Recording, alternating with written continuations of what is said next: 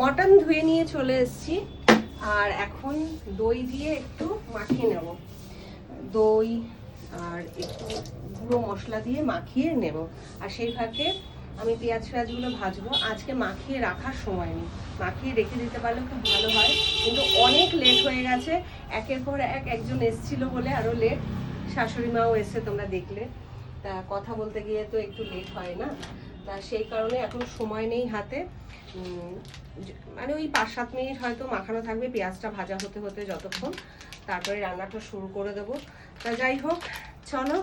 আজকে তো মাটন হচ্ছে আর পোলাও হচ্ছে। পোলাওয়ের চালটাও মেপে নিয়ে নিয়েছি, ধুয়ে নিয়ে এদিকে মাটনটা কষাতে থাকবো আর ওদিকে পোলাওটাও বসিয়ে দেবো। আশা করা যায় আজকে একটু তাড়াতাড়ি হবে, কারণ আর তো কিছু ঝামেলা নেই। ওরও মনে হচ্ছে মাটন কষাতে কত সময় লাগে জানো, ওরও মনে হয়। আরো সকাল সকাল তোমার বাজার যাওয়ার দরকার ছিল। আসলে ছেলে মানে চলে গিয়েছিল খেলতে, এবার ছেলের জন্য মানে ওয়েট করছিল, ছেলে বাইক নিয়ে গেছে, ওই কারণে আরো লেট হয়ে গেছে।